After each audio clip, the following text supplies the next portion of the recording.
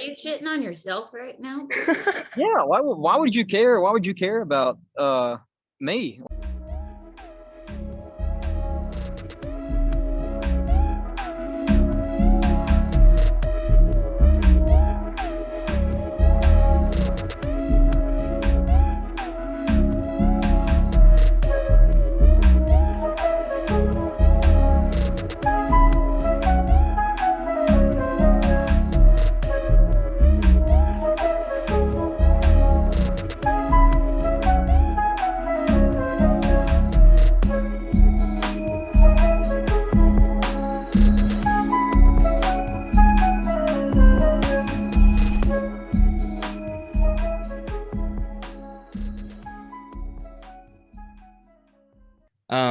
So Well, yeah, I think it's stupid to ask like amateur musicians what their philosophy is on music, because I don't know, like specifically me, like I wouldn't want to ask me what I thought about music. I don't care what I think. I don't know. I'm kind of like apt to disagree with you, because I feel like once you've figured everything out, you kind of forget what the struggles are and what the pain points are, and some of the most important things you've learned on the way up.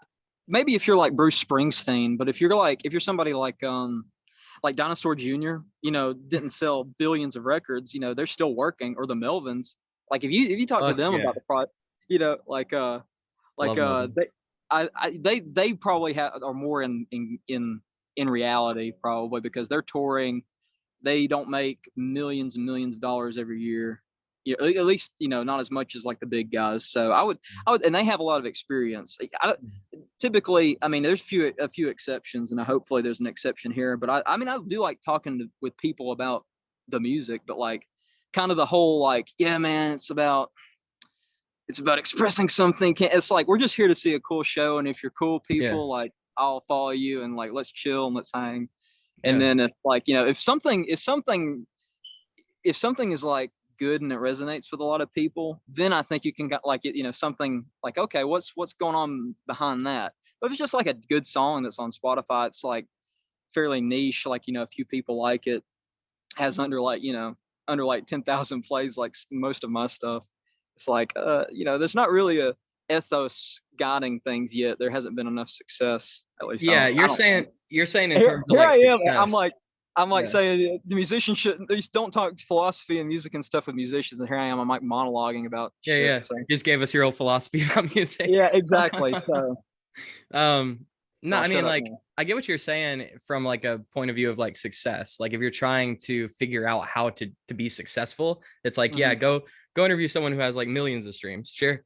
But like, I think you still have valuable insight to provide in other ways. Like, like where do you think art comes from? Do you think that comes from you? No, I think it's something, and there's a distinction, I think, between, wow, I just like completely contradicted, like, like I'm gonna get kind of deep into something, but I'm only building it up as to put myself down. Like George Carlin talked about like high art and low art, and he thought of comedy as a low art, and we think, oh, George Carlin, he's awesome, he's great, he has revelatory insight on stuff, and he does, but he views it as low art because he's just making people laugh. Yeah. And I think music, to a certain extent, at least rock and roll, is a low art form. Some levels of indie music, but that doesn't mean it's not good. It doesn't have value. It just means it's a little bit more bass, and it's a little bit more like, not obtuse, but it's like definitely something that's like more approachable and is more cathartic. I think that's the main. It's like it's more cathartic in the moment, kind of stuff. That's what that is. But the high art is, the orchestras and stuff, so shit that I can't really even listen to half the time, but I enjoy it. Like I can say it's like high art, and some jazz stuff too, certainly is like, that's beyond me, man. I'm going to need a few years to get through that. That's how you know something is good, when it doesn't really click with you really at first, but you can sense that something is there. So that's at least what I think about art. There's high art and low art, and there's definitely some like totally, middle ground in there. But and that doesn't mean the low, like you said, that doesn't mean the low art's not good. It's just something like an orchestra not only takes a lot of coordination and effort, but also takes effort to listen to it, like you're saying. Exactly. Yeah. So did you have music in the house growing up? Did your parents listen to a lot of music? Oh yeah, all the time. My dad was a musician, and yeah, pretty much just a genetic predisposition, I think. For better or for worse. I always wish I could play football or baseball, but I can't. So I can only play guitar. I don't really like view it as like, oh, it's cool that you play music. It's like, nah, I'm just not that great at anything else. So, yeah, it's like, I'm a functioning human being. I have a job. I have certain other skill sets, but I'm not even remotely close to the best at any of that stuff. And the only thing I have a passion for is the one thing that I can do outside of, my job. So it's like I'm very, very, very like limited, at least right now, as far as my ability and my as far as like because I think people should strive to be everything that they can be, that strongest, the best musicians, the best, and I'm not just talking about like there's a concept in feudal Japan that men would be warriors, but they would also be artists and musicians. Warrior poet, yeah. Yes, to me that's like the best thing you could be. It kind of they build off each other, right? Like they're working. Yeah. You're absolutely right. Yeah. Man, well, you're a really humble dude. You're just like, oh, my opinions don't mean anything. No, I'm just trying to rope you in. I'm trying to rope you in for the kill. You meet me in person. Oh, no. Well, Alice, thanks for coming. You walked in at a good time. Yancey and Cordy are here. Yancey's got a show coming up November 10th at the Cobra. Also got new music coming out. More details down the road on that. Yeah. Where are you from originally? I'm from Alabama. Okay. And that's pretty much where I live right now. I grew up in Fayetteville, Tennessee, like right above Huntsville. Nice. That's a good area. I am not a city person. I hate the city with a passion. I could live in a city and enjoy a lot of things about it, but there's just something so stuffy. I'm not a very, extroverted person. I like talking to people one-on-one. I'm sure a lot of musicians can relate to that. Goes back to the George Carlin thing. People are beautiful individually, but when they get in mobs, they want to kill you. I feel that, I found myself like smoking cigarettes for several years, and it was an ugly habit. It's one of those where at first, I picked it up probably just to piss off my parents. Please don't let them watch this. But because I was a really good kid, I got straight A's. I did everything they asked me, and they acted like I didn't do everything that they asked me.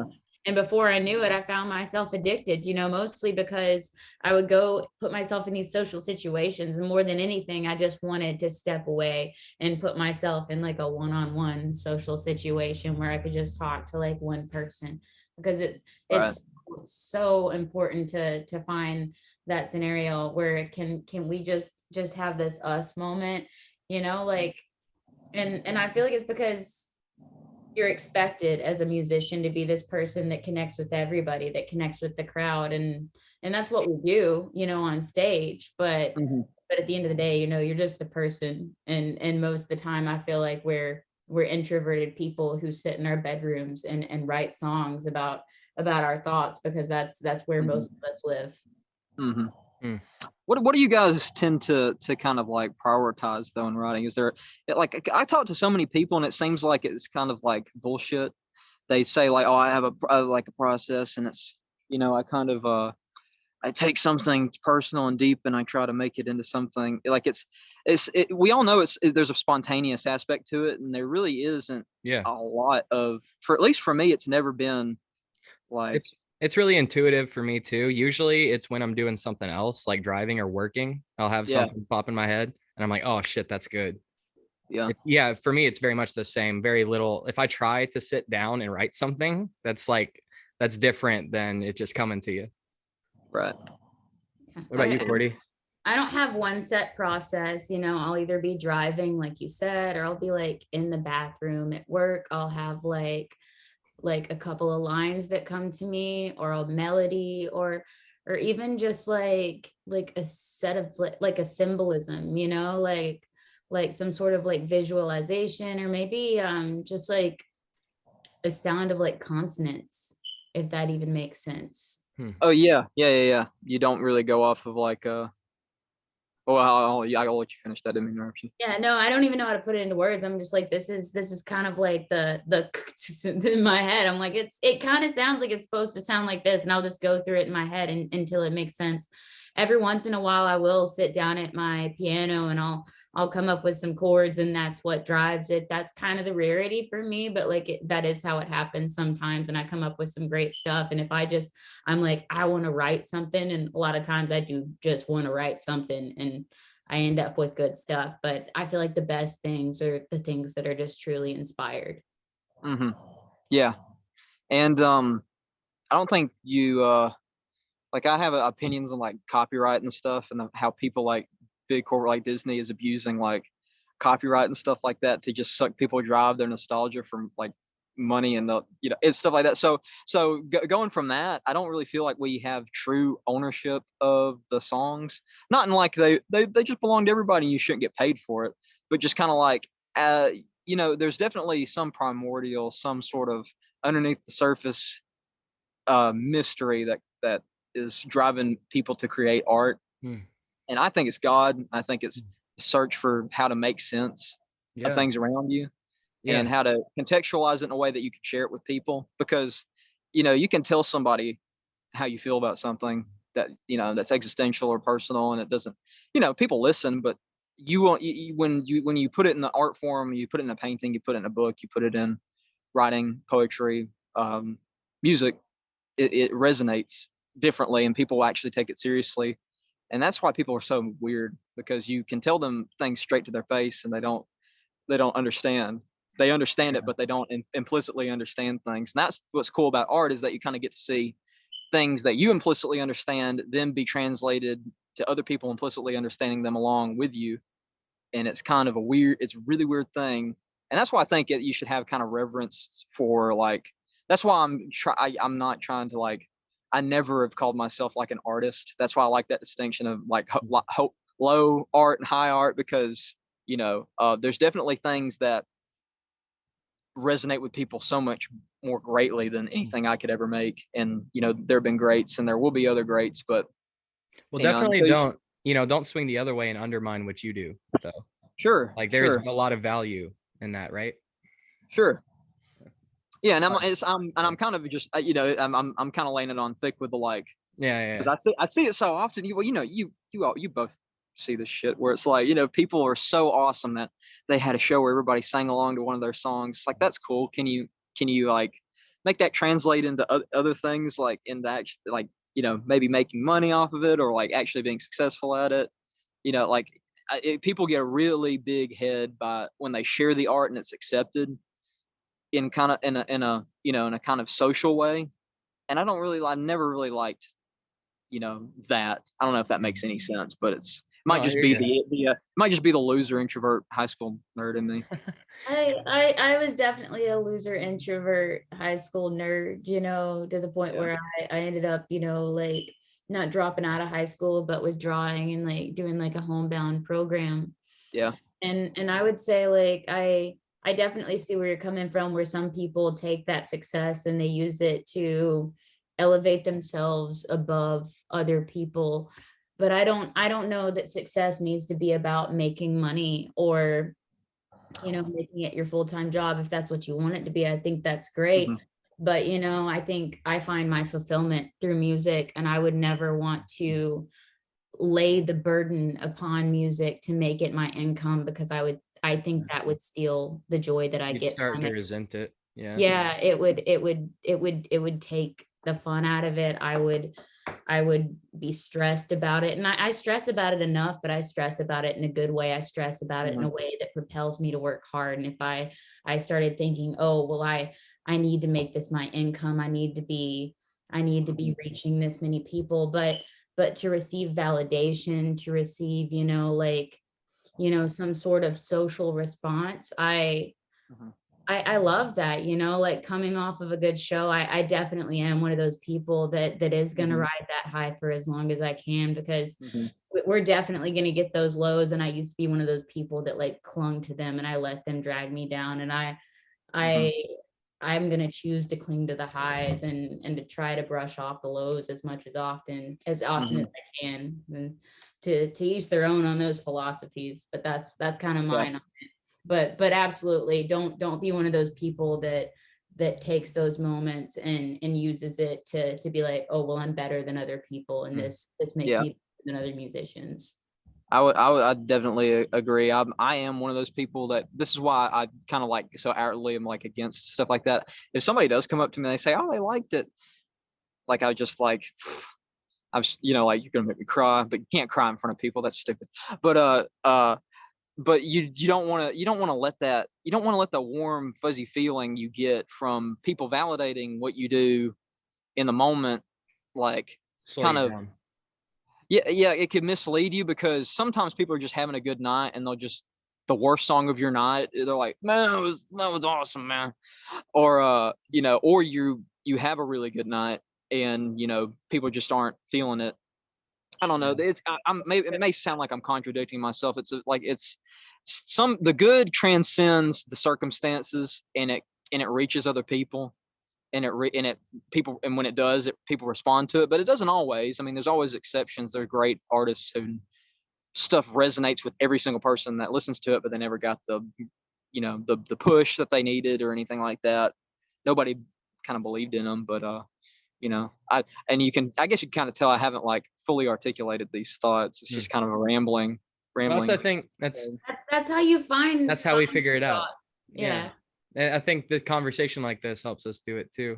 I agree with you 200%. I've played some of my first shows before as somebody ever gave me a chance to play some of my best shows to date, where it's sports bars and stuff like that, where people don't want to see music, especially not the kind of music that I play. And, I would imagine not the type of music that you play, because I've seen you play. And, we could play the best set of our lives and they would be like, are you done yet? Like, can you turn it down? I want to watch the game. And it doesn't matter what the fuck we do. They're not there to hear us play. So like, exactly to your point, it's not about us. So it does us no good to take it to heart. But like after those sets, like I just wanted to cry. I wanted to quit music. And you're exactly right. Like on nights like that, you got to just like not take it to heart, because it's about you. I will like kind of throw in that I've had so many of those. Like back before COVID in like 2019, I finally hit my stride. We were doing like 3-hour cover gigs I was doing it with another band, and we were just, making good. It's like a side hustle at that point. It was like, it was good. People didn't give a shit half the time, but the thing was, you'll have those nights where people are telling you to turn it down and they hate you, but you're going to walk away with money, and you're going to walk away with a contact and stuff like that. So I don't usually let those get. Maybe I'm just a little bit more cynical, but like if they're telling me to shut up and they're going to pay me to be, say, shut up, turn it down, I'm pretty okay with that, actually. Still getting paid. Kind of a big funny joke. For the venue, but the crowd hated you. Is that what you're saying? Right. Okay, yeah, I would pay for the venue, but I refused to play covers. So I was like, oh, this is a real rough night. I made $7 in tips, but at the time I was excited about that $7. Yeah. Early days. So oh, sorry, go ahead. No, you go ahead. Please. I have a really, really funny story. I was doing a duo set probably a year and a half ago. That was actually probably closer to a year ago. It was closer to some place. It was a bowling alley in somewhere in buttfuck Birmingham. And it was usually a chill place, but for some reason it was like during one of the SEC games. It was like an Alabama game or something. So like nobody's there except like 5 people. Well, I mean, we're kind of dragging our feet to start, dragging our feet to get back started and stuff like that. And the whole time the owner's saying like, I paid you to play for 3 hours or whatever. I own you. Yeah, and I'm a good Southern voice. I was like, yes sir. And honestly, I would rather scrub floors at that point than play to like people who are not. But then again, it's kind of like this guy's paying me, and these people are like, just, like, why don't we just mess around? So we just start messing around, having fun with it. It's like, now it's just fun. We're jamming on ideas we have that haven't been fleshed out, and we're getting paid to do it. But then this crew of about 10 guys, like these factory worker guys that get shipped all around, I don't know what the hell they do. They come in like with 1 hour left of the set, or like 45 minutes. So it was really funny. They come in, they get hammered immediately, and they love everything we're playing, and they are throwing like ungodly amount of tip money. I won't say I don't like talking about money, even if it's not insignificant, but it's like, they're throwing like everything in there. It all of a sudden turned around and became the best night ever. And the highlight of it was one of them wanted me to play Simple Man. And again, that good Southern boy mentality. Like, he already paid us so much money. I'll sing whatever you want me to sing, man, but I don't know the words. And he held up his phone the entire time to hear us play that. And we were just like an acoustic duo with, just kind of cranked up pretty loud. Nice. That was a memory. And then we hung out, and now those are the experiences that I like in music, where nothing is really going right, and then all of a sudden it does go right, and you actually have, like, at that point it's not really, I distinguish those from art in a huge way, because we were just being entertainment for a night. That's the kind of stuff that I like about the gigging, is like the work ethic part of it. Like, you got to get to the gig, you got to make people happy, you got to unload stuff, you got to handle all the logistics, and I don't know. That was just kind of a fun story. I didn't really tie much into anything, but I definitely loved those cover shows, even though nobody would respond to the 2 or 3 original songs because it's not the crowd. But you get to an important story, because you never know when that's going to happen, and like, that's why you should treat every gig that way, because not everybody's that vocal, but you never know when somebody in the crowd is vibing that, and like I talked about that sports bar being like terrible for me, and the bartender told him to turn me down. The bartender, like, that's not your job to tell the sound guy to turn me down. But like, there was this little table from Iowa that ended up being like, we loved you. We walked in at the end of your set. You remind us of Stevie Nicks, which is like an amazing compliment. And like, we wanted to hear more, and I cut my set short, like, and if I had just like had some confidence in myself, like, it's stuff like that. You have to treat every show like it's your best show. You have to believe in the crowd and give them the best show, even if it's your worst show. This is my last, and I'm sorry. I keep interrupting. I'm so sorry. I mean, it's your show. No, it's not. It's y'all's show. No, it's your show. Is it? You reminded me of a funny anecdote. I had the same thing happen to me, where we played another bowling alley somewhere, except this is in a nicer part of the town, and the whole time we're blaring, like, we were just cranked up, and the drummer I had was an idiot at the time. No, he's not an idiot, but he was a bit daft. He was a bit daft, because people would come, like, we would take a break in between the set, and some people who aren't associated with the place would come up to the drummer, who doesn't know anything about the equipment that we're playing on. Like, we had our own gear. He was just kind of along for the ride, and they're like, you need to turn down. And so he's like, I don't know what, like, he didn't know what my levels were, our bass player, or anything. But they kept coming. The funny thing is, they kept coming to him, and nobody came to me. And it just kept getting worse and worse. People started to walk out, because it's like, and then we're wondering, like, why are people walking out? People are trying to get hammered in here. And it wasn't the night of a game or anything. And then to cap it all off, we're playing in the middle of a song, and then all of a sudden we hear, shut up, shut up, shut up. And it's the bartender, this ridden hard woman. She looked like the world had chewed her up and spit her out. And she was just had enough of this loud music. We were shaking the bottles off the back wall, apparently. And then we messed with her the rest of the night. She was like, shut up, turn it down. So we played as quietly as possible. Like, we whispered everything. We barely played a note. And we have not played this since. So that's hilarious. Yeah, I don't know. I feel like I'm telling these stories, and it's kind of like, that's. And then in my mind, I'm like, that was so crazy. It is. No, I mean, I appreciate the story. Thank you. That's So a pro trick right there.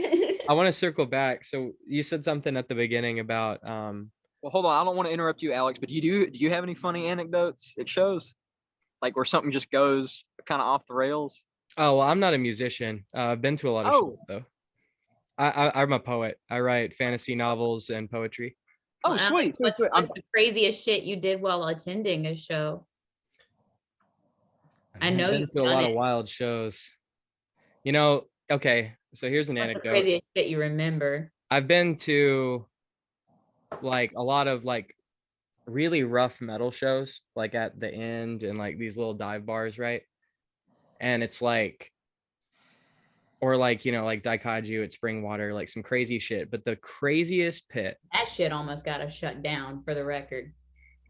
the craziest pit that I've ever been in, hands down, was Dropkick Murphys. Because it was a bunch of old Irish bikers. Yeah. No, harder than any metal show out there. Because it's a bunch of old bikers in kilts fucking shit up. You know why it was? I was crazy? scared. I was scared to be there. You know why it was crazy? Because you don't mess with Irish people. Yeah, you don't got their luck. I was at the wrong place, man. Like I've been to some rough shit, but that was wild. Dropkick Murphys go hard as fuck, dude. That's hilarious. That's my show story. What about you, Cordy? And then I got a question.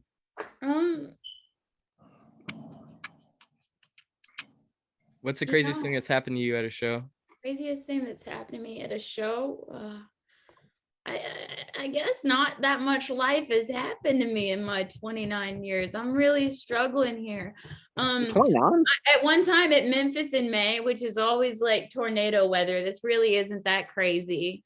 We were seeing like Hello Goodbye, like Flyleaf, My Chemical Romance. A drumstick flew through the crowd, hit me in the head, and like fell down my sister's shirt, like into her cleavage. Nice. And nobody even fought us for it. They were just like, it's theirs. That drummer had excellent precision. He was able to hit you in the head and get it into your sister's boobs all in one. What a god. Who did that?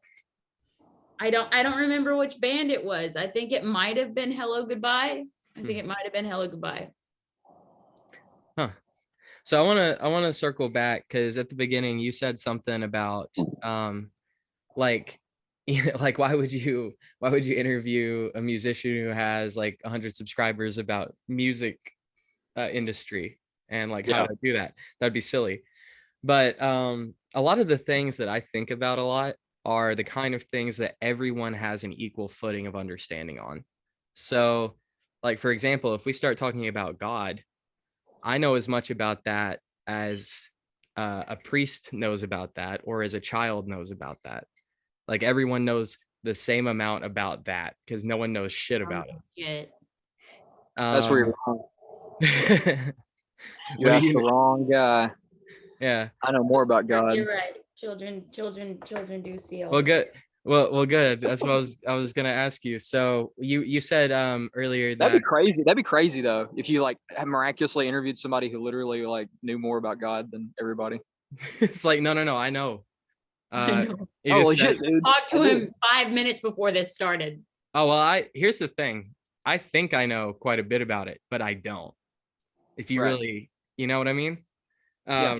So anyway, that's why I like to get different opinions about it. So you earlier you said that you think that like art comes from God. So when you think about God, what do you think of?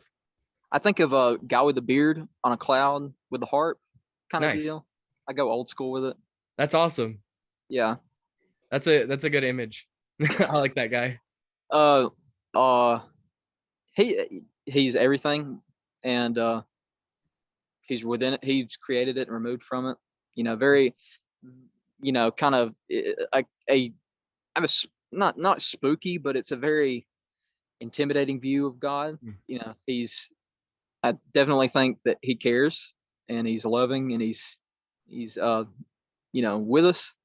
I think that we are removed. I don't like, you know, getting into like religious stuff necessarily. I like the abstract, but he, you know, there's definitely something that is making us removed from him. And I think it's indulgences, or people killing people, other things like that. So it's probably not the best setting to get into my philosophy on God, actually, because I don't really have a whole lot of cool esoteric thoughts about that. Well, can I tell you what I think's going on? Sure. So one of the times that I did DMT, I was Here we go. I was shown this, but this is a drug trip, so who knows, right? But I was shown that in the beginning, God just kind of woke up, like it just out of nothing, and he's like, I'm so alone, so he created life so he could go down and pretend that he's people. He can pretend he's not alone. So I think every living person is actually God. Like the soul that's you is God, and the soul that's me is God. And the thing that makes us different is things we go through and our biology. What do you think about that? I call bullshit usually on any DMT Yeah. because so many people go crazy on shit like that, and I don't like. My main thing that I'm learning really in life is that you don't experience revelation through any sort of like indulgences, whether it be like alcohol or drugs. I think you learn it through some level of hardship. That's when revelation kind of comes to people. And again, I don't really have a whole lot of thoughts on that, as far as like, what do you think God is? Like, I don't know what God is, No but one knows. I'm going to leave it to the scribes and the people who were here longer than us and, actually wrote stuff down. I think that's a really respectable point of view. Yeah. But I mean, that's your perspective. If you took that trip and it felt real to you, then. Oh, well, then I wasn't like, I wasn't trying to say that. Like, no, you're totally fine. I wouldn't have asked you if I didn't want your opinion. So, like, but I was less so asking you about the DMT trip because I don't hold any weight in that either. That's a drug trip. Right. I don't think that means anything. But the philosophy, I think that's also that God is. Yeah, so God. I was raised really religiously. I was a Jehovah's Witness, and I've read the Bible from cover to cover. And what I've realized is this is what Jesus is saying also. He's saying, I'm the Son of God, which means I'm God, and I know it. I know I'm God. He's not saying I'm only God, though. That's where people get confused about it. He's not saying I'm the only God. He's saying you're God too. So do what I'm doing. Wake up and realize that you're God in flesh. And so that we can go, wait, well, I like, it just doesn't make a lot of sense to me, because wake up, we're all God, so that we can get back to square one, which is we're all alone. And then so we can come back down again. Yeah. And so we can discover that we're God, and then we can discover that we're alone again. Like, it's kind of an endless loop that doesn't satisfy it. So nothing is gained and nothing is learned. No, I hear you. So it came down here. That's what doesn't make sense to me. Sure. So come down here, forget. And it's like, why would we even want to remember if we came down here to forget that? Because the world is taking a dark turn, because there's also a dark force. And if people don't wake up, then the dark force wins. There's a battle. That's why people. What does it mean if the dark force wins? We go to hell. Earth becomes hell. I agree with that sentence. If we don't wake up and become spiritually conscious, then we end up in hell. What does it mean to be spiritually conscious? To understand that you are God, and to treat each other person like they are God. Why? Because it's not individual to you. Because I want to, like, this is my main problem with a lot of religious stuff. It's like, what's the moral imperative to do X? It was specifically with, like, religions that are like kind of like, I don't know. I feel like that's getting a whole political thing that I don't know anything about. But like, basically, I'm just basically just kind of like, what is the reason to be good? Well, there's a yin and yang to it. So there's the other side that says be evil. It's not even saying be evil. It's saying put yourself above others. Whereas the other one says put others above yourself. So it comes down to your ideals is the answer. Neither, if you want to get down to it, neither is correct. Or Isn't both there also options are the correct. other that says treat your neighbor as that you would treat yourself? Yeah. Well, if there's this, that's the thing I'm not understanding is if there's two options that are equally as valid, why live at all? Well, Isn't we the don't really have. fastest way? Isn't the fastest way to? I don't know. Like, I mean, you have that. Well, if we don't wake up, then the dark force. Well, where does the dark force originate from? That's. I'm not really good at elaborating my own opinions. I'm good at like Sure. trying to play Well, devil's no, advocate. and to be totally fair, I'm doing a horrible job explaining it. So I think there's two forces, and one didn't create the other. They both existed, but the one that we come from, you could call it a source of light, perhaps, or not even light, but creation makes life, and it makes this sphere to inhabit. And then it's trying to not be lonely, trying to interact with itself. But there's another force that was completely distant. It's like these two things are separate from each other, but then in this middle ground, they both can come into. So there's a dark force that enters in and corrupts this space that the light side created. So there has to be, maybe not everyone, but some of the people have to wake up enough to defeat the evil, to confront darkness. So when we defeat the evil, what happens then? To defeat evil, we don't really kill it, right? We give it a hug. That's how you beat evil. You make it love. So then it becomes evil. It becomes good, and we're all just in paradise. Cool. I'll buy that ticket. I really didn't mean to go that deep on a tangent. My bad, man. No. Like I enjoy stuff like that. I'm actually way more comfortable like IRL, like talking about that kind of stuff, because I feel like, especially if if you're like talking, like especially in this like format, like I can't really articulate what my thoughts are on it, because it's going to sound like it's going to sound like the first thing I said, where it sounds like there's a bunch of contradicting things if you kind of think one way. Yeah. And I definitely didn't mean to put you on the spot. We talk about a lot of philosophy here, and I just these are subjects I think about this shit all the time, dude. And it like I can't stop it. It's like kind of a problem. So I appreciate you hearing me out and like helping me kind of work out my own thoughts on it. Yeah, that's cool. I think it's really cool because I put it up to God, and I'll put the cat out of the bag here. I'm pretty much a Christian. Like I am not and I'll say that I'm Christian, and somebody will think that I'm Catholic, or they'll think that I'm Baptist, and it's like I'm not any of those things. I'm Christian. Yeah. And I give myself up to Jesus Christ, who died so that we would all be with God. And it's as simple as that. Now, there's the metaphysical stuff.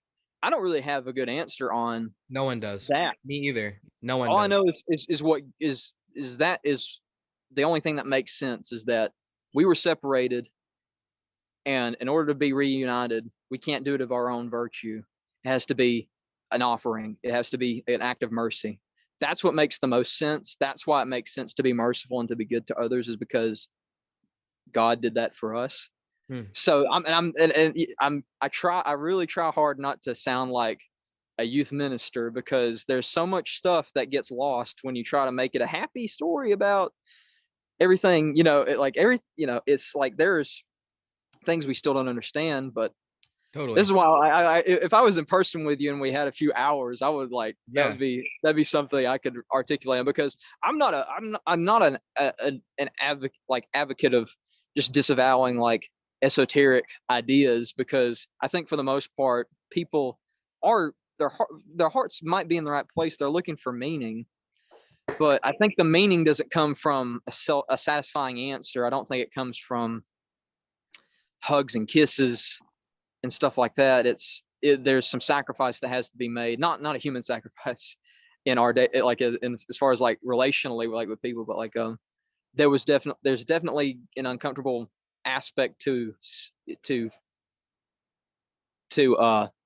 finding that kind of redemption and living a clean life and doing good things for other people.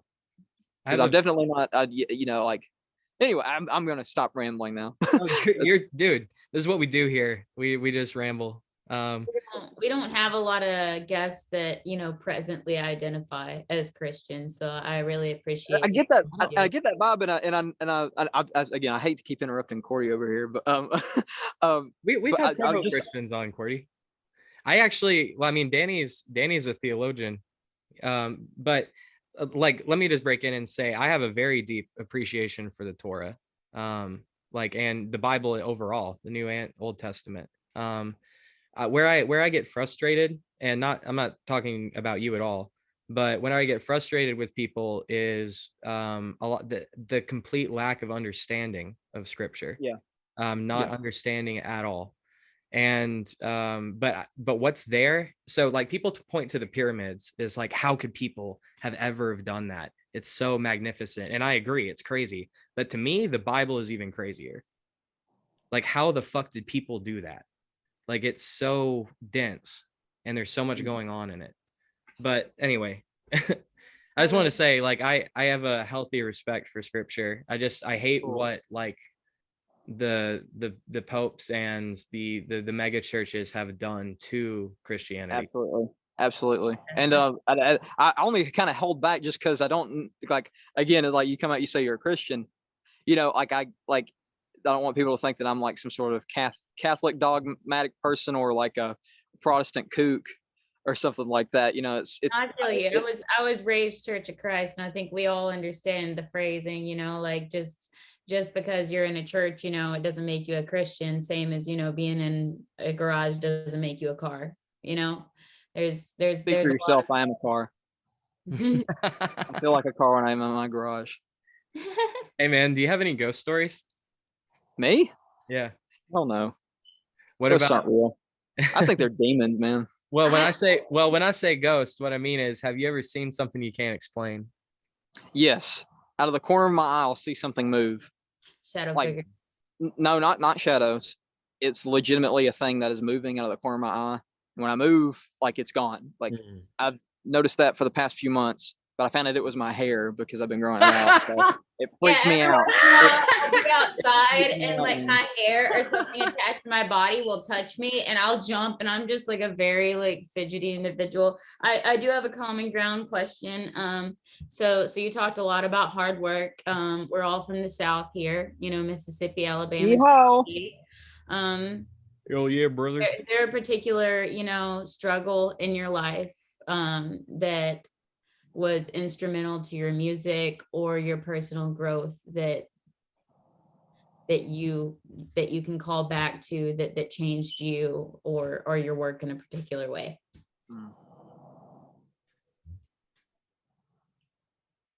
Not having a girlfriend. Oh, come on. 6th grade. Oh, come on.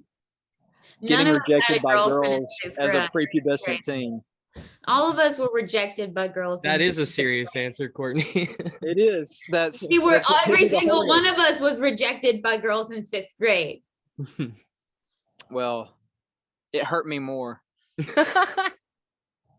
Yeah. Can I like regress the conversation? You were talking about the Torah. I thought that was really interesting. Have you ever read the Talmud? No. Oh man. I'm a very little bit familiar, but I have not read it. Talmud is messed up. You Really? think the Old Testament is, you think God's kind of crazy in the Old Testament. If you think I don't understand that, you're not going to understand the Talmud. That stuff is messed up. You know about some of the Apocrypha, like the Book of Enoch? Book of Enoch? Yeah. Yeah, I'm sort of familiar with it, and then like other books that are not in the Bible, like Maccabees and stuff like that. Yeah. I don't have an answer for that. I haven't read Enoch. I've read a little bit of Maccabees, and best I can tell, like there's a reference to purgatory or something like that. And Catholics are mad about that for Protestants. Like, you took out purgatory, you took out the one way we can make money off of people. Yeah. In the afterlife. Yeah. I'm definitely against kind of like institutionalism as a way of like saving people. That's definitely not something I agree with. I don't, But anyway, I just curious if you'd read the Talmud. Oh. It's messed up. It's messed up. A lot of like, man, there's have you ever heard of Gematria? It's like this ancient Hebrew numbering thing. And basically a lot of ancient Hebrew texts, including the Torah, are like, if you convert Hebrew letters into numbers, it's codes. Like it breaks down into codes. So it's like it's so fucking deep. Like That's crazy. they were on some crazy shit, man. And I don't think like they were tapped into something. I don't think that came from people. Yo, tap in. That's they probably were, man. Like the people who I just it's so crazy to think about like this. I don't mean to get off topic again. Like I'm probably like the worst person to talk to. We go on so many tangents, but like, dude, this is how we do it every time. Like you think you don't have a reference point for like your grandparents, you know, and like their way of like, why do they say the words that they say and act the way they act? They're so kooky and weird. You know, it's just whatever. But then you think, but let's take that to like 3,000 years, 4,000 years, however many years you're reading like ancient text, you're reading the Old Testament, you're reading even the New Testament and stuff like that. I think that's where a lot of people get lost is like, you kind of not taking into account that you have no real social context for the words being spoken and how they're being said and things like that. And, you know, and this, you know, won't make it like a Bible study. I just think that's really funny because that's how I treat people now is like, I don't have the social, the context for where you're coming from. So I'm not going to like act any sort of way. I wouldn't act to a person who's in my life regularly. You know, it's like it's all like a lot about perspective and, you know, you can point fingers at people in history for bad things that they've done, but I kind of don't do that just because, you know, if you were in their shoes, you'd probably do the exact same thing. Yeah, and that's not to cope and say that, oh, it was actually cool what they did. I think we're like, there's several things you can point to in history where it's like, oh, that was bad. They did bad. But then again, you don't the human experience is such that it's a mess of emotion and it's a mess of circumstance and things like that. You think you're on this side of the you know, the thing, and you're actually on the furthest side of the most logical thing to do at that point in time, but you have no way of knowing because you're a human with limited perspective. Oh, totally. So but they did a study at Stanford where they got a bunch of people and they put them in like rooms with buttons, and it's like they had a dial on the button, and it's like you have a headset, and on the other end you can hear someone, and they're like, okay, there's someone in a chair and you're electrocuting them, and it's like, okay, so I'm gonna stand here and I'm gonna tell you, okay, give them 1, and then you hit the button and you hear them like, ow, that hurts, and then it's like, okay, now give them now give them a 5, and then people would be like, are you sure? And it's like, yeah, do it. And it's like, well, it seems like he's in a lot of pain, and it's like, do it. And so they do it, and it's like you'd hear screaming, and it was a test to see how many, like, will you go all the way? Will you take it all the way to the end? And a lot of people did. And the experiment was to show that if you were a Nazi in Germany, you would do exactly what you were told. Well, more so like a test on like, you know, people's like, you know, submission to authority figures. But yeah. It actually was directly correlated to like Nazi officials. Like they didn't pay me to take the dial up all the way on for that test either. Say what? This is a terrible joke. This is why I hate Zoom. All my jokes don't land because I can't tell if I'm just not funny or if it's a signal. So my brain is going to cope and say it was a signal. Yeah. It's the signal. It's the signal. Come to Nashville. So I want y'all's opinion, you know, because that was considered to be an unethical experiment. And I don't consider it to be unethical because nobody was actually shocked and nobody was harmed and nobody put a gun to anybody's head and made them turn the dial. Nobody was pressured to deliver the shock. People just felt badly about the thing that they did because somebody told them to do it. And like, maybe you should feel bad about in the case of soldiers, they had to do stuff because they did, but not in that experiment. They were just, I think they were paid to participate in the experiment, and because an authority figure told them to deliver shocks to somebody, they felt what you're saying. discriminatory figure. But people were saying it was unethical because these people underwent, psychological duress because they thought they were harming another person. Okay, you fucking snowflake. That's it. That's a fucking situation where it's okay to call somebody a fucking snowflake. Eat it, libtard.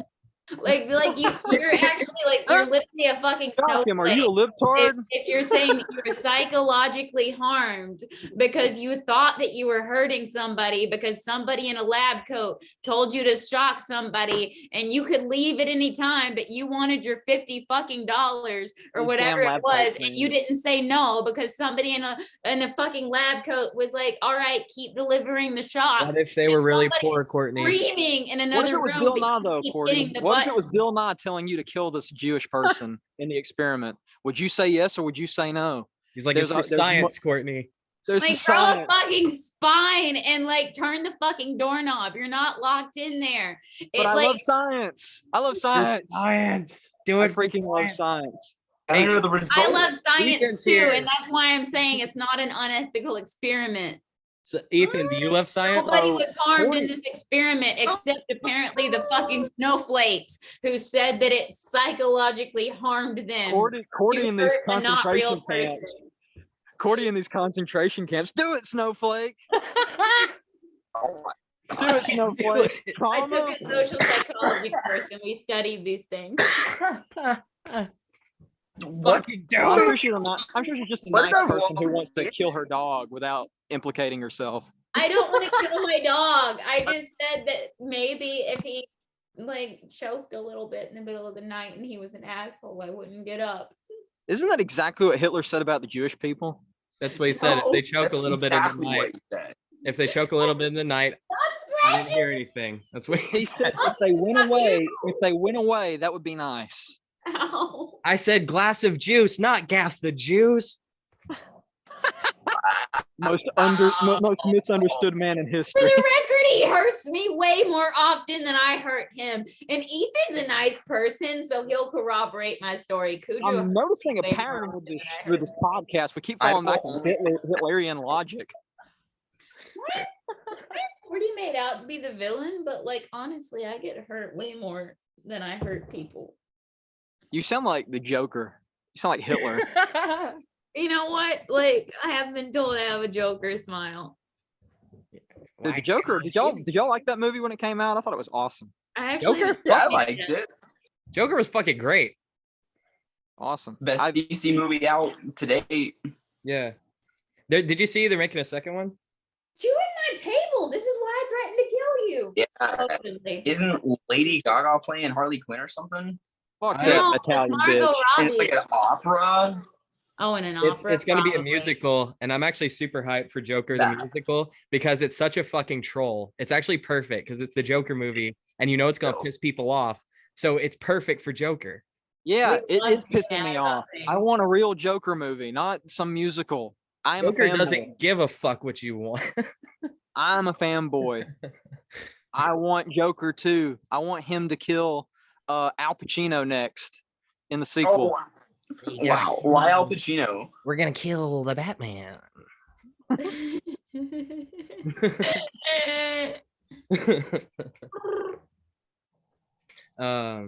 Yeah. What do you think happens after we die? Heaven or hell. What do you think that's like? And I know you don't have any answers, but what do you think intuitively? What I think is like sensory deprivation tanks is what hell is going to be like. Okay. I like sensory deprivation tanks. That's fine. I'm good with that. Thank you. It's going to be like, do you think about hell as like, you think of God as matter. He's good. He's the universe. He is everything. And then you think of the devil as antimatter, and hell as antimatter, anti-being. What's it like to sense anti-being? What's it like to sense not being alive and everybody else not being alive? It's going to be more psychological than anything. That's not to say you probably won't feel intense pain, but I think the point is that it's so beyond anything you could comprehend.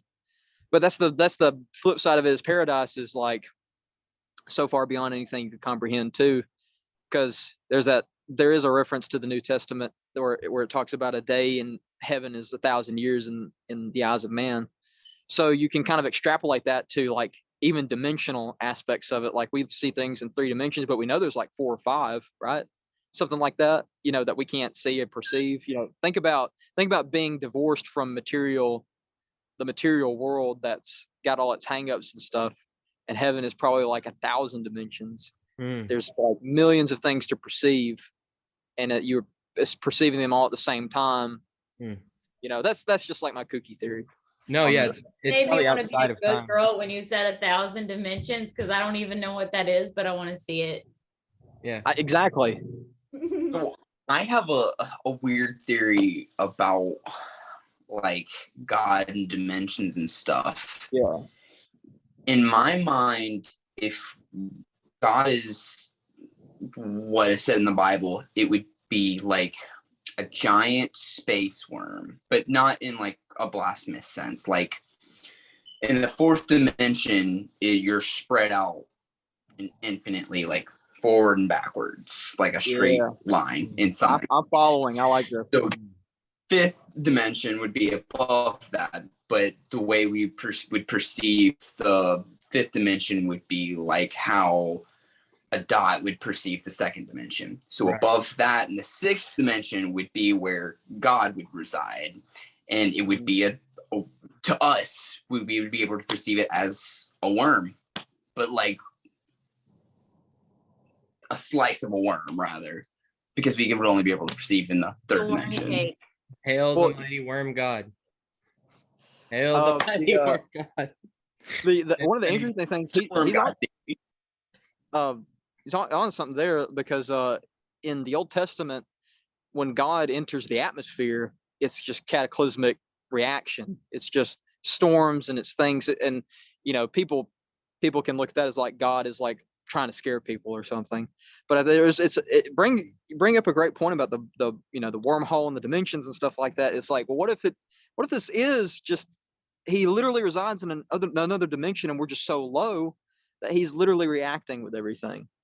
And that's not to say I think you put God in a glass and look at him, under a microscope, because I think that defeats the point.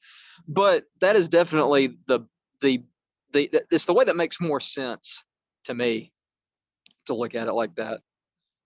I like that. So, I agree. Worm God theory. Worm God theory. Worm guard. I'm the originator of that. So when that spreads, trademark. Y'all heard it first from me. It's gonna take you a I'm minute. stealing that. I'm stealing it, and I'm using it to make money. Making a cult. Today. Good luck. What'd you say, Courtney? I said I researched trademark law today. It's gonna take you a minimum of 12 to 24 months to prove that, and you have to like get an ID.me and like upload your ID, and like good luck. Good luck. You might as well pay somebody $750 to do it for you. Never mind. Exactly. Let somebody steal it. Let them do it. It's not worth the trouble. Worm guard. Wormgird. Wormgird. Just write a song called Wormgird and put it on Spotify. It's easier. Hey, how old are you, Yancey? How old do I look? 24. Huh? 22. 24. I'm going with 27 because I go for accuracy. 27? Am I wrong? Do I look like I'm 27? Do I look like I'm 29? Now I'm not going to tell you, because you still look like I'm 27. Okay, I guess I am wrong. I'm sorry. I think I look like I'm 23, but apparently I'd be big wrong. Okay, you're 23. Sorry, babe. I'm 19. You're 19? No, you're not. You played at Springwater. I lied to them too.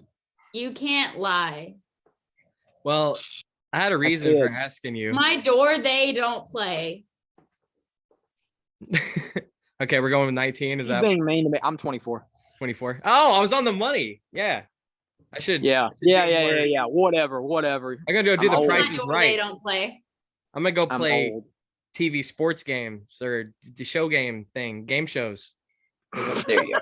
Guessing Alex shit. Trebek. It's Twin Towers, Steve Harvey, Israel.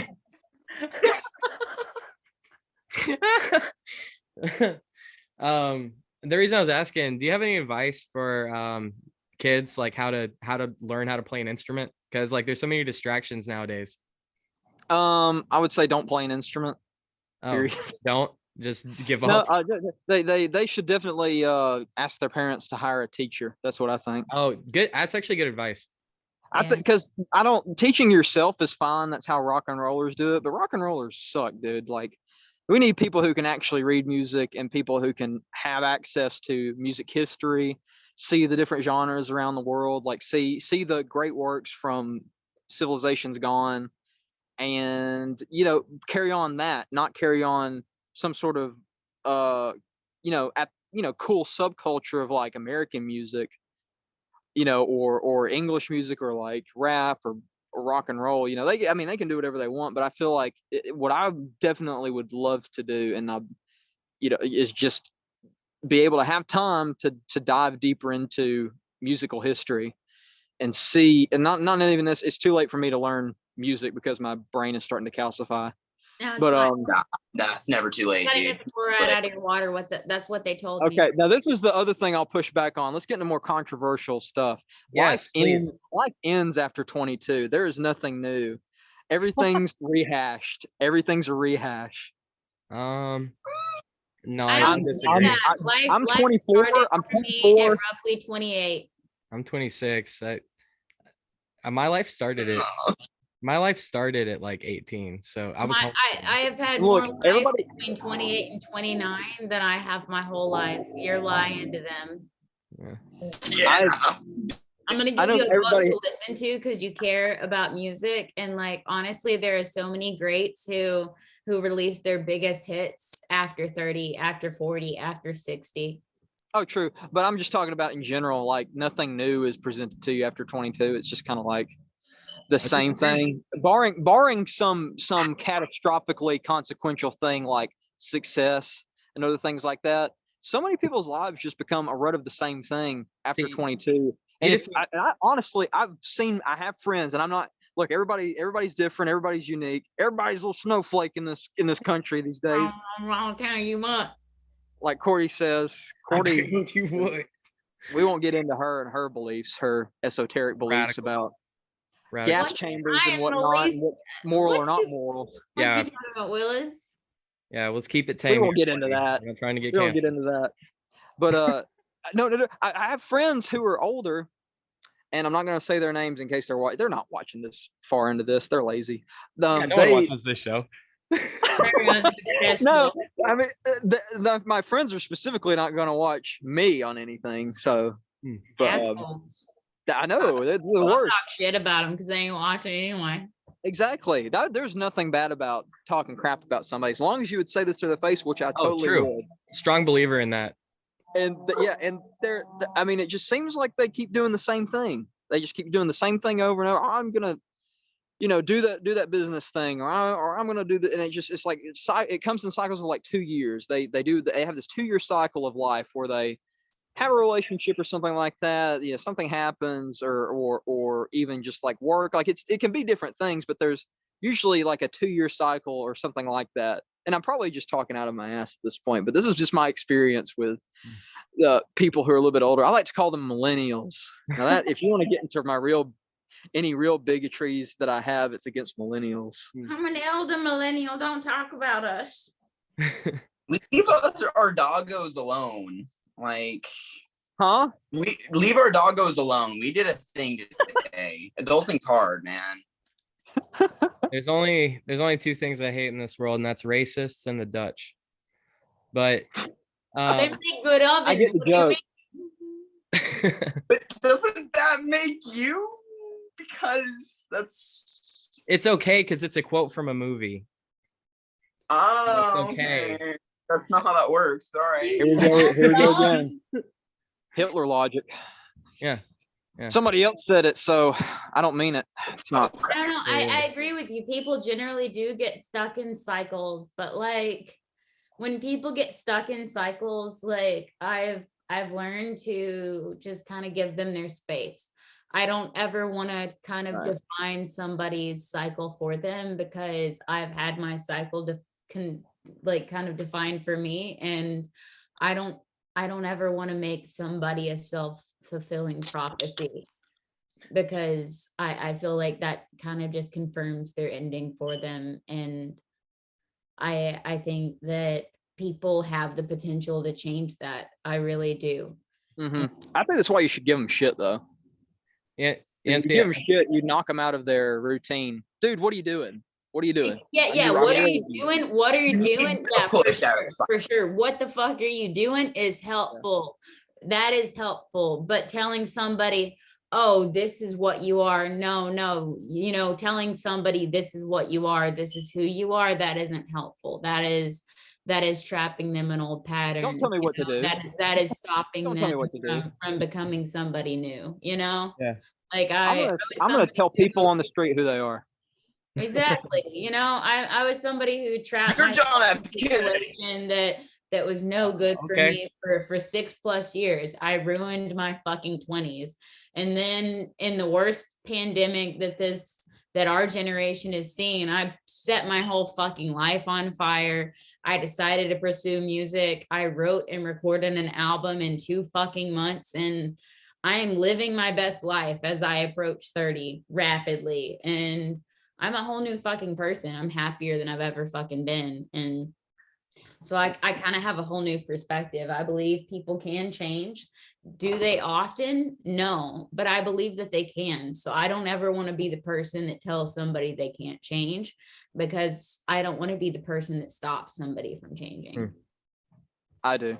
I want them to be better. I don't want you to get better. I want you to stay how you are.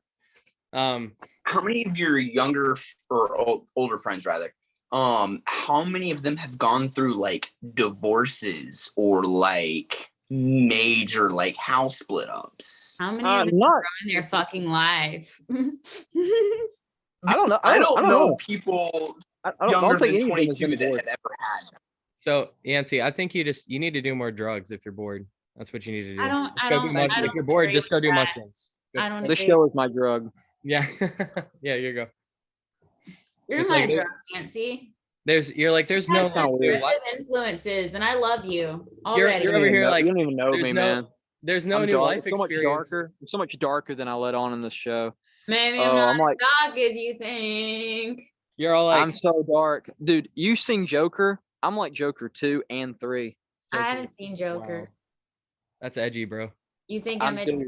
I ain't. Not. Fuck. What was I gonna say? I forgot what I was gonna say. You're Joker. You're Joker 2. Why so serious? I'm birds of prey, bitches. I got roller skates. I'm gonna kick you in the face. I play derby. Isn't that crazy that guy got an Oscar for just being like quirky? I've been quirky. Disappear. The real bad guys are society. It's like we know, but now it's every other TikTok.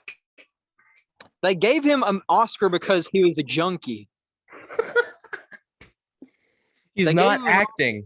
He's not acting. That's just how he is. So that guy's a piece of shit. He just kills himself, leaves behind his girlfriend and his daughter. Let's go back to your 24, and you don't think there's any more future life experiences to be had, but you've never chopped your arm off. You never tried that. You've never That's what I'm saying. Besides, you've never done meth before. Or something great. Huh? I'm to get stuck in a cave. Huh? 27 Hours. It's a movie where a dude like cuts his arm off because he's stuck. Yeah. Yeah, it was awesome. Yeah, you could try that. See, that would be a new experience. So mean all of a sudden. Yeah, why don't you try chopping your arm off? No. Okay, my bad, bro. Bad example. I mean, like you could try black tar heroin or like snorting gravel. Don't listen to him. Don't listen to him. This is how you get the cops called on yourself, and they don't like you no more. As long as you're paying for it, we'll do whatever this show wants me to do. You could try Ethan, buying a tank drum and making some magnificent sounds. Yeah. Cordy gives better advice than Alex. Don't listen to what he tells you. No, I'm just saying there's more experiences to be had, expensive. man. I'm just There's saying, a lot of experiences. there's a lot of life out there. Not all of the experiences are good ones.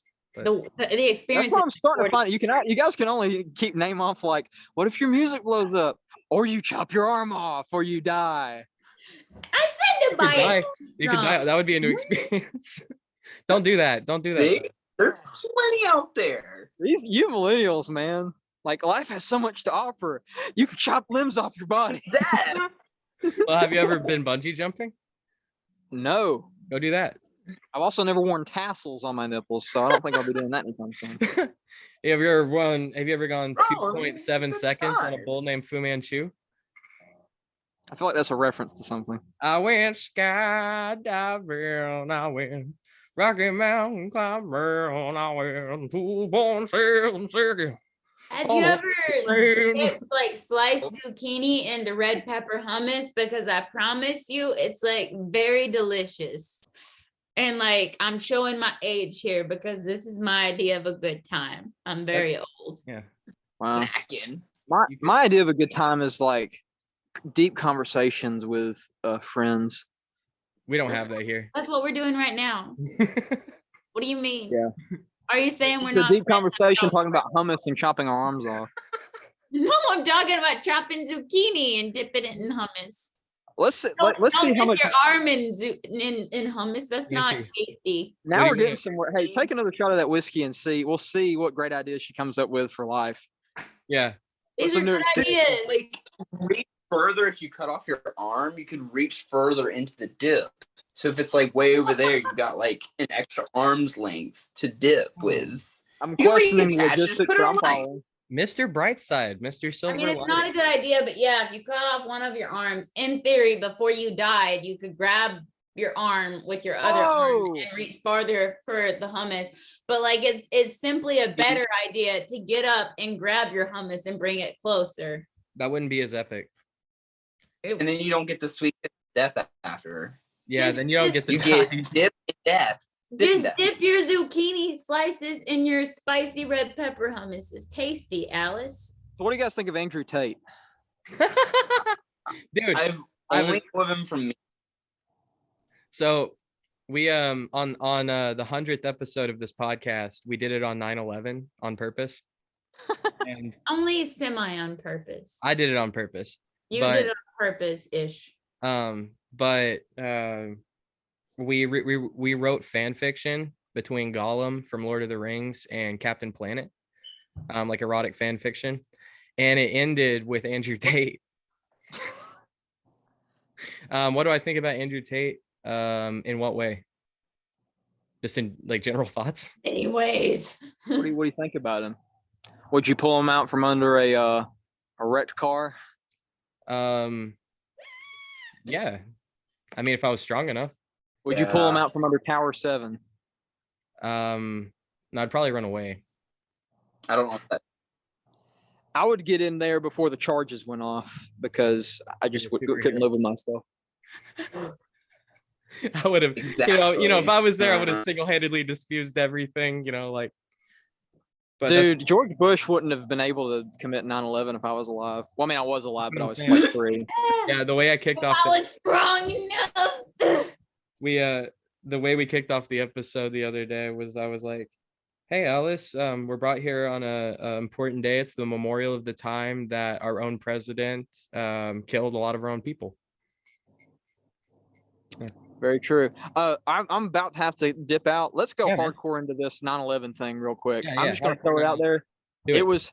There was the clean break memo written by Israeli intelligence, Mossad, that pretty much laid out all the invasion plans that America would do after 9/11 and all this other stuff. The people who owned the towers took out insurance policies for the towers themselves when the plan that they bought specifically noted if it is hit by flying objects or something like that, if the towers are brought down by planes or something like that, they'll be awarded like several million, $1 billion or whatever, however much they were worth. And all these other people, the executives at the tower were conveniently sick that day. The building was filled with asbestos. Yeah, I mean, and all sorts of other stuff. I don't believe for a second that planes brought down that Jet fuel can't melt steel beams. That's I true. mean, The that's song the by meme. Camp Cope, amazing band. Dude, That's the have you meme. seen the $20 bill trick where you can fold it and it's the two towers? Yes, that's so crazy. I'm a huge They believer printed that in 98. Dude, that I'm such a huge believer in ritualism that elites participate in, because I Yes. think there is some sort of subliminal power and stuff like that, because we don't live in a good necessarily good place, and I think there's some power that can be conjured up by this big symbolism and stuff like that. That's magic, brother. That's what magic is. It's something. It doesn't make sense, so therefore it's evil. Well, you're But no, absolutely right, man. You're 100% right. So I'm glad we're all in agreement on 9/11. That's a good note to end it on. Yeah, Bush did 9/11. Alice, go check out Yancey November 10th at the Cobra. It's gonna be a hell of a time. I'm gonna buy you a drink, man. Let's talk more conspiracy shit. Dude, let's do it. We'll talk everything. We'll talk about Andrew Tate, and we'll talk about all sorts of stuff. So thanks for having me on, guys. This is cool. I got to sit out here in the ocean and talk to some cool strangers. Yeah, catch us next time, Alice, where we cut off Yancey's arm and feed him gravel. It's so good to see you again. Don't do that. I'm counter signaling that. Don't do that. Okay. See you. All right, catch you later, guys. Have a good night, Alice. Bye. Bye.